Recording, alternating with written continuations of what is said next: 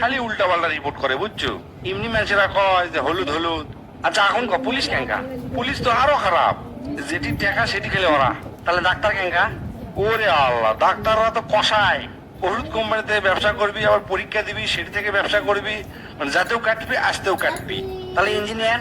ইঞ্জিনিয়াররা তো টেকা ছাড়া কিছুই বোঝে না, যেটাই করিলি উকিল টেকা আর টেকা। তাহলে উকিলেরা কেঙ্কা? উকিলেরা তো শকুন রে, যাক ধরবি তাই শেষ। সারা জীবন খালি টেকা দিতে দিতে শেষ হয়ে যাবো। তাহলে এখন সরকারি চাকরিজীবী কেঙ্কা? সরকারি চাকরিজীবীরা তো ঘুষখোর, প্রতিটা ফাইল, তারপর যে কোনো কাজ করার সময় খালি ঘুষ লিবি আর ঘুষ লিবি। তাহলে রাজনীতিবিদরা? ওরাই তো সব নষ্টের গোড়া, কবি এটা করবি আর এটা। আর যারা কর্পোরেট চাকরি করে তারা? তারা তো ইস্ট ইন্ডিয়া কোম্পানি। ব্যবসায়ীরা? ব্যবসায়ীরা হচ্ছে ভেজাল কোম্পানি, বুঝছো, ওরা খালি ভেজাল দিবি সব জিনিসের। যারা ব্যাংকে চাকরি করে তারা? ব্যাংকাররা? ব্যাংকাররা তো সুদের কারবারি।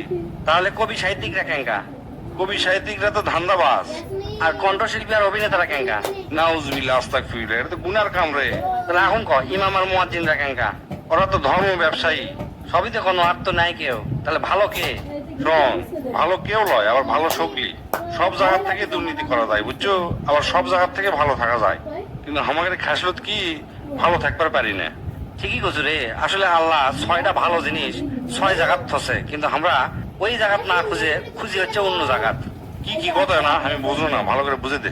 এই যেমন ধর 1 নম্বরে আল্লাহ কসে আমি দিন ইসলামকে রাখছি ক্ষুধা, দরিদ্রতা ও ধৈর্যের মধ্যে, আর মানুষ তা খোঁজে হচ্ছে দুনিয়ার সচ্ছলতার মধ্যে।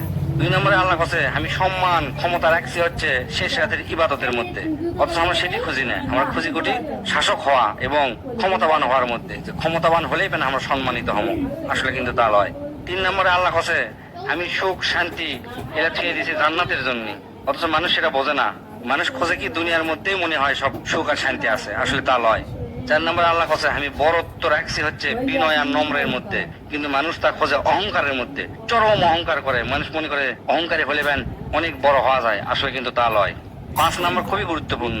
5 নম্বরে আল্লাহ কসে আমি ধনী এবং বড় লোকই রাখছি হচ্ছে অল্প তুষ্টিতেই, যারা অল্পতেই সন্তুষ্ট হয় তারাই আসল ধনী এবং বড় লোক, কিন্তু মানুষ তা খোঁজে হচ্ছে লোভ আর লালসার মধ্যে। আর 6 নম্বরে লাস্ট আল্লাহ কসে আমি ওই সমস্ত মানুষের দোয়া সহজেই কবুল করি যারা হালাল উপার্জন করে ইনকাম করে, হালাল উপার্জন করে দিন পার করে। তারা হাত তোলার সাথে সাথে আমি কবুল করে নিলাম, অথচ মানুষেরা সেটা বোঝে না, আমরা সেটা বুঝি না। আমরা খুঁজি কুটি হারাম উপার্জনের মধ্যে। আর কেউ কেউ তো আছে যে প্রচুর টাকা হারাম পথে ইনকাম করে, করার পর করে কি হজত যায়, হজ তো জীবনে কবুল হবেও না। আবার 2 নাম্বার ইনকাম করে আবার মানুষকে অনেক দান করে, চিন্তা করে যে দান করল আমাকে জানিলে মাফ হয়, জীবনেও মাফ হবে না। হালাল উপার্জন করার পর 1 টাকা দান করলে আল্লাহর কাছে ওটাই মহান, আল্লাহর কাছে ওটাই অনেক কিছু। খুবই সুন্দর কথা কছো দোস্ত, আসলে আমরা এগুলা বোঝারই চেষ্টা করি না। শয়তান আমাগর এমন ভাবে চাপে ধরছে যে কোনটা ভালো সেটা আসলে আমরা বুঝবারই চেষ্টা করি না। আল্লাহ আমাগর সঠিক পথে